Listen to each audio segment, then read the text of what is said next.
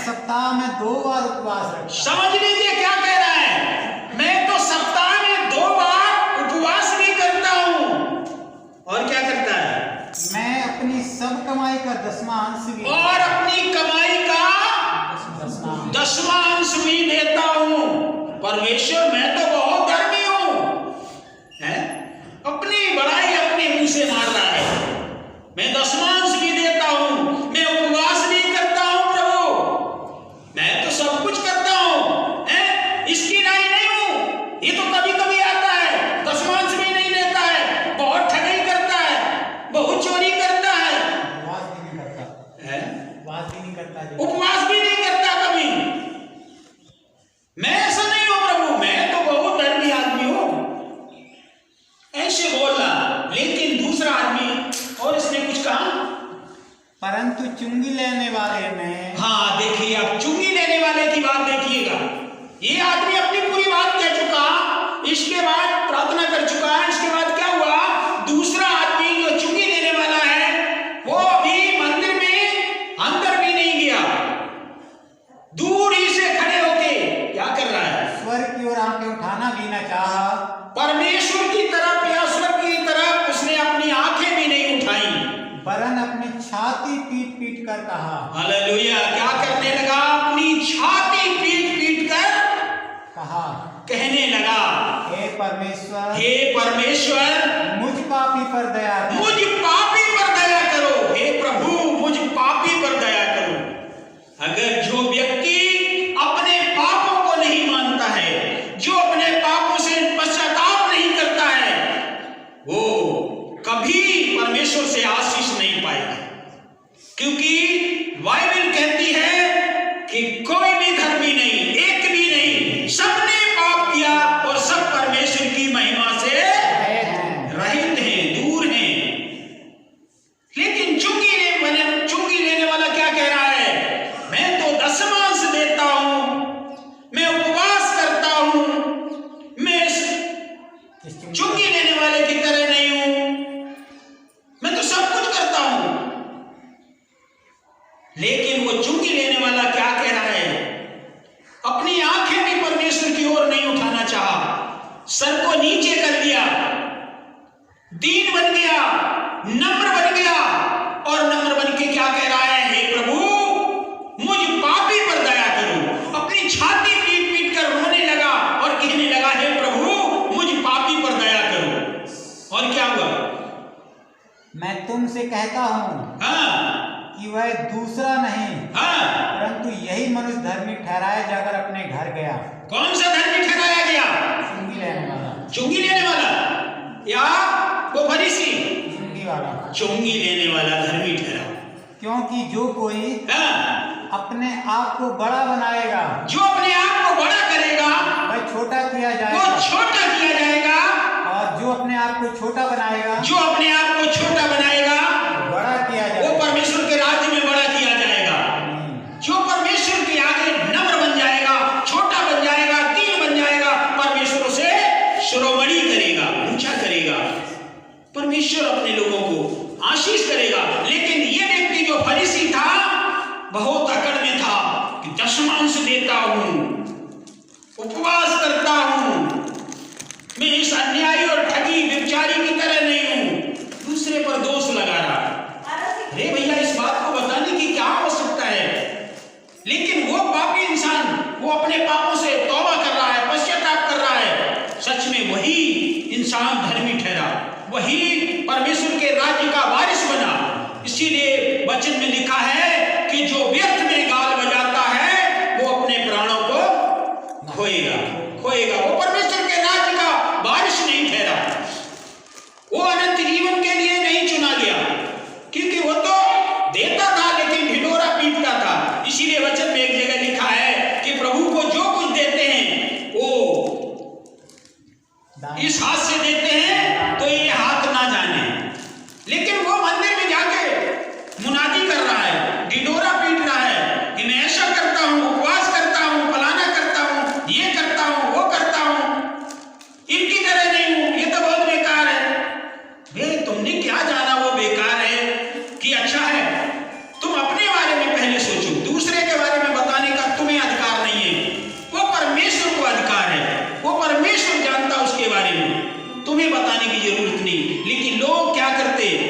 अपने मुंह की चौकसी नहीं करते।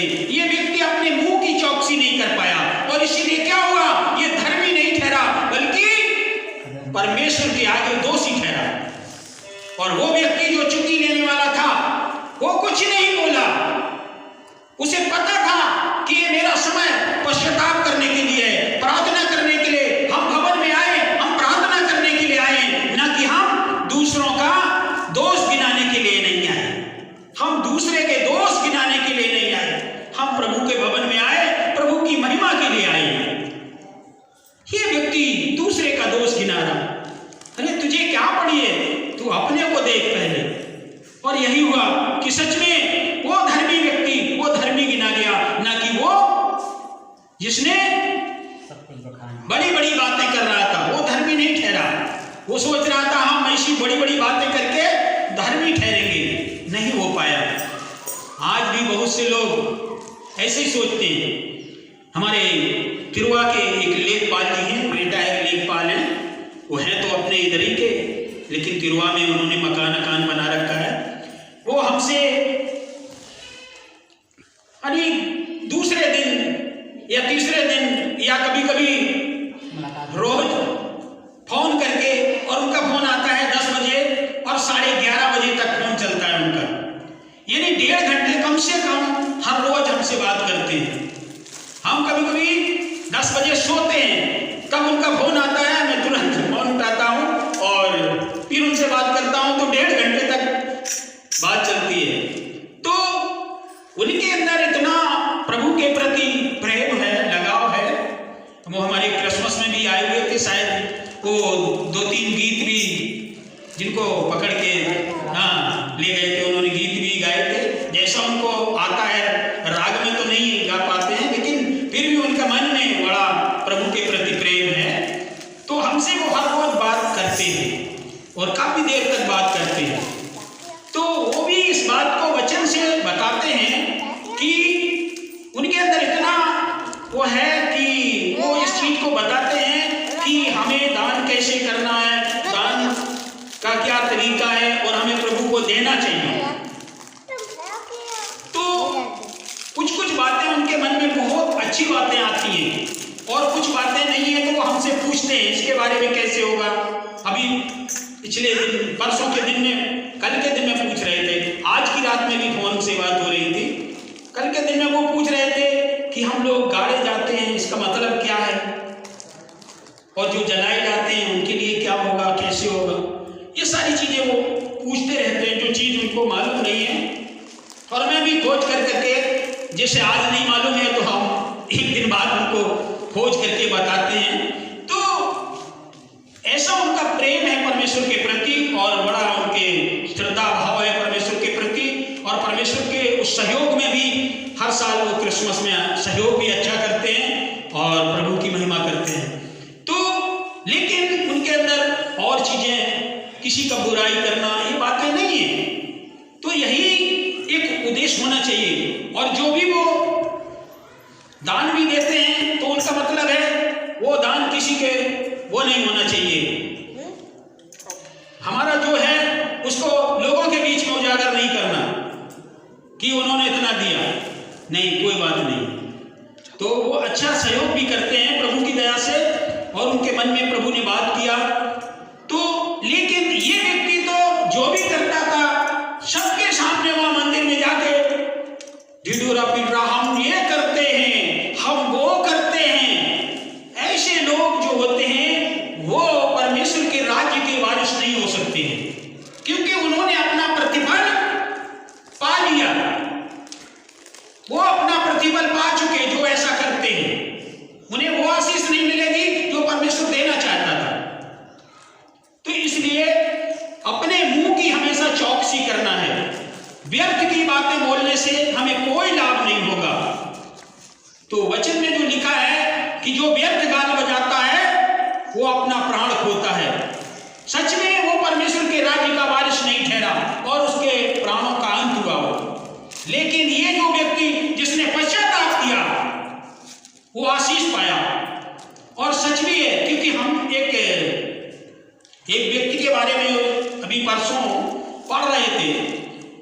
वो अपने एमपी का, मध्य प्रदेश का व्यक्ति है, और उसने बताया कि मैं बहुत गरीबी में पला, मेरा पिता बचपन में खत्म हो गया। मेरी दादी ने मेरी माँ को कहा कि इस बहू के पांव काले हैं क्योंकि इसने मेरा बेटा खा लिया, और उनको वहां से निकाल दिया गया।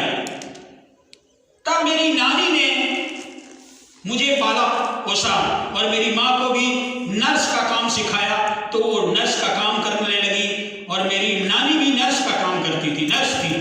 तो उन्होंने मेरा पालन पोषण किया और मैं पढ़ लिख के बहुत बड़ा आदमी बना, लेकिन मेरे जीवन में शांति नहीं थी।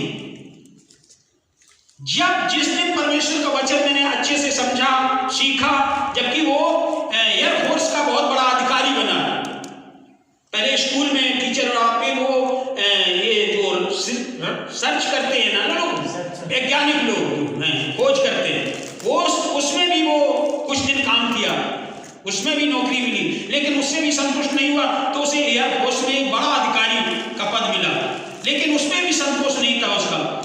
जब उसने वचन में पढ़ा, रोमियो की पुस्तक का हमने वो पढ़ा, क्या लिखा था कि कोई भी धर्मी नहीं, एक भी नहीं, सबने पाप किया और सब परमेश्वर की महिमा से रहे थे, और लिखा है कि पाप की मजदूरी तो मृत्यु है, लेकिन परमेश्वर का वरदान हमारे प्रभु यीशु मसीह में अनंत जीवन है।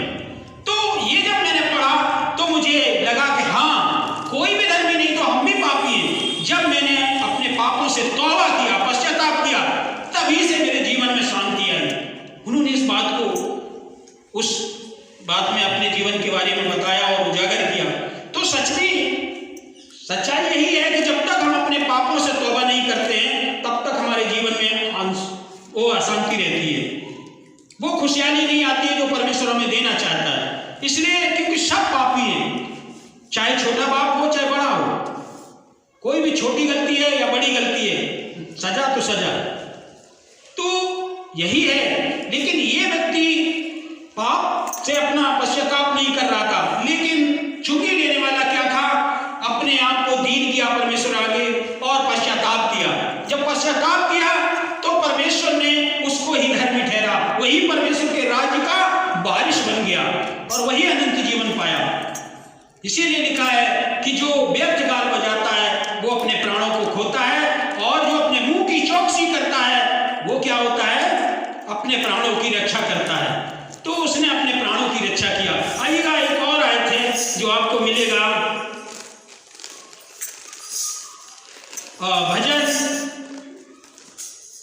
भजन संहिता 113 और उसकी 7 आयत पढ़िएगा।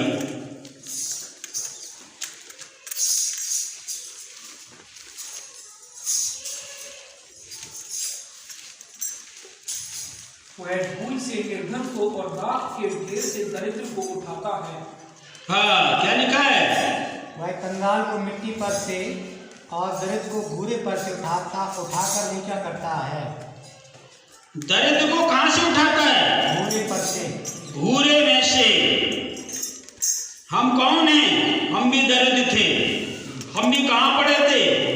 भूरे में पड़े थे, लेकिन हमारा परमेश्वर हमें उस भूरे में से क्या किया? उठा के कहां बैठाया है? ऊंचा करता है। परमेश्वर, लिखा है, वो कंगाल को मिट्टी पर से और दरिद्र को भूरे में से उठाकर ऊंचा करता है। परमेश्वर अपने लोगों को ऊंचा करने वाला है। हम ये ना सोचें हम तो किसी लायक नहीं है, हम तो गरीब हैं, हम प्रभु को दान भी नहीं दे पाते हैं, हम क्या करेंगे जाके प्रभु के भवन में, हमें तो कुछ आता नहीं है, हम पढ़े लिखे भी नहीं, हम कैसे प्रभु की महिमा करेंगे। ये कुछ बात नहीं है। परमेश्वर आपके दिल को देखता है। आप दान नहीं दे पा रहे, कोई बात नहीं है, परमेश्वर आपसे ये नहीं चाहता है, लेकिन आपके दिल को देखता है। इस चुंगी लेने वाले की वो फरीसी की तरह नहीं है कि मैं 10 देता हूं तो हम स्वर्ग चले जाएंगे, ऐसा कुछ नहीं है। ये परमेश्वर आपके दिल को देखता है। क्या परमेश्वर के लिए आपके दिल में जगह है? परमेश्वर तो दरिद्र को, गरीबों से गरीबों को परमेश्वर ऊंचा उठाने वाला परमेश्वर है, आपको आशीष करने वाला परमेश्वर है। आपको आपके पास देने के लिए नहीं है, परमेश्वर आपको देने वाला बनाना चाहता है। वचन में कहता है कि मैं जवान था और बूढ़ा हो गया, मैंने कभी धर्मी को न तो त्यागा हुआ न उसके वंश को कभी टुकड़े मांगते देखा, कभी भीख मांगते नहीं देखा। परमेश्वर बता रहा है, दाऊद इस बात को लिख रहा है। तो परमेश्वर अपने लोगों को कभी नीचा नहीं बल्कि ऊंचा उठाता है, आशीष करता है, कभी लज्जित नहीं होने देता, शर्मिंदा नहीं होने देता। बड़े बड़े काम तुम्हारे द्वारा होंगे। परमेश्वर ऐसा आशीष करने वाला। ये ना सोचें कि हम प्रार्थना में जाएंगे, हम वहां दान डालेंगे, हमारे पास पैसा नहीं, हम कब जाएं। नहीं है परमेश्वर के पास, आपके पास नहीं है, कोई बात नहीं है, लेकिन प्रभु के भवन में आओ, प्रभु की महिमा करो। प्रभु आपको एक दिन बढ़ाएगा और आशीष देगा, आप देने वाले बनेंगे, क्योंकि वचन में लिखा है कि मैं तुम्हें पूंछ नहीं बल्कि मैं तुम्हें सिर बनाऊंगा। तुम मांगने वाले नहीं बल्कि तुम देने वाले बन जाओ।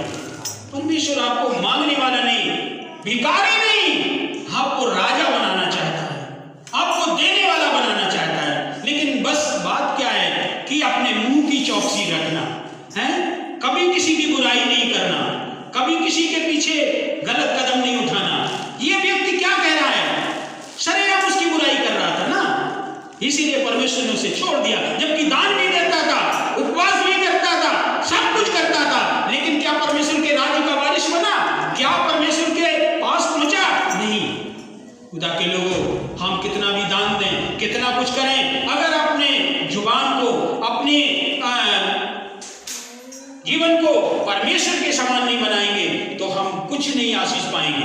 हम यूं ही गाल बजाते रहेंगे तो कुछ होने वाला नहीं। पर इसी की तरह हमें क्या करना है, हमें शांत रहना है, हमें दूसरों को नहीं देखना, अपने को देखना है। बस हम दूसरों को ना देखें, अपने को देखें, हम कहां तक सही हैं, हम कितना गलती में हैं, हम कितनी कमजोरी में हैं। अपनी कमजोरी को दूर करें, ना कि दूसरों को। वो तो कभी नहीं आता है, हम तो रोज जाते हैं, पर साहब हम ही तो रोज बोलते हैं। ऐसा ना देखें, हमें अपने को देखना है।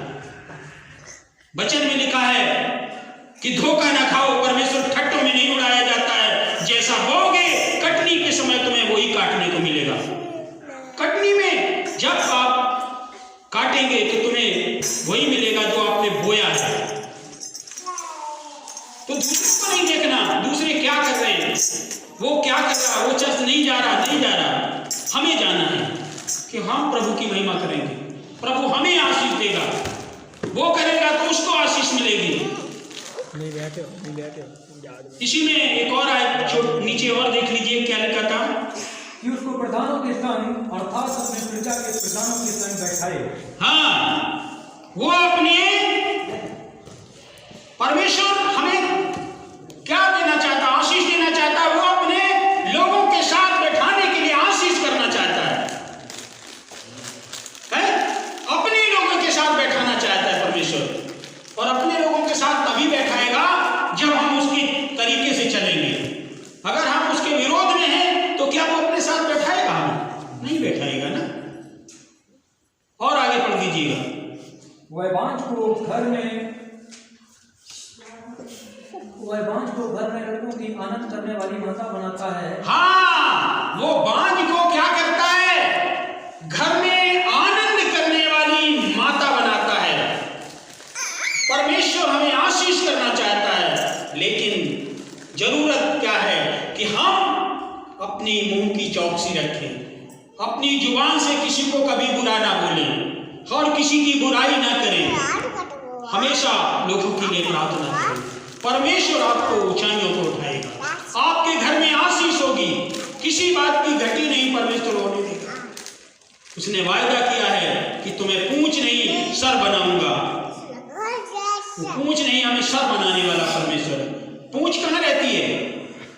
अपने भैंस को देखा होगा, जानवरों को देखा, उसकी पूंछ कीचड़ में रहती है ना, गंदगी में रहती है। लेकिन वो आप गंदगी से, परमेश्वर आप उस गंदगी को से निकाल के आपको ऊंचा करना चाहता है। सर ऊपर होता है, ऊंचा होता है, तो आपको सर बनाना चाहता है, ऊंचा करना चाहता है, शिरोमणि बनाना चाहता है। लेकिन क्या हम चाहते हैं कि हम परमेश्वर की सी चाल चलें, हम परमेश्वर के बताए मार्ग में चलें और अपने पापों से तौबा करें? तो परमेश्वर जरूर आपको शिरोमणि बनाएगा, क्योंकि वचन में लिखा है तुम दीन बनोगे तो परमेश्वर तुम्हें शिरोमणि करेगा, ऊंचा करेगा, ऊंचा उठाएगा। ये व्यक्ति जो चुंगी लेने वाला था अपने को दीन कर दिया और परमेश्वर के मंदिर में आ गए, घुसा भी नहीं मंदिर में, दूर से ही खड़े होके अपनी छाती पीट पीट कर रोने लगा और कहने लगा, हे प्रभु मुझ पापी पर दया कर। सच में जिस दिन आप अपने पापों से तौबा करेंगे, परमेश्वर आपको बहुत बहुत आशीर्वाद करेगा, बहुत आशीष करेगा। लेकिन कभी हम किसी की बुराई ना करें, क्योंकि परमेश्वर महान है, वो सब कुछ देखता है और सब जानता है, उससे कोई भी बात छुपी नहीं है। हम कोई भी गलती छुप के करते हैं तो भी परमेश्वर देखता है। दुनिया देखे ना देखे पर खुदा तो देखता होगा। बुरा कर बुरा होगा, भला कर भला होगा, कोई देखे ना देखे पर खुदा तो देखता होगा। कोई ना देखे पर हमारा प्रभु देखता है। इसलिए हम प्रभु की महिमा करेंगे और उसके आशीष से हम लोग कभी वंचित ना हो। वो परमेश्वर हमें आशीर्वाद करना चाहता है। हालेलुया, बोलो प्रभु यीशु मसीह की। परमेश्वर आप सबको इस वचन के माध्यम से आशीष करे।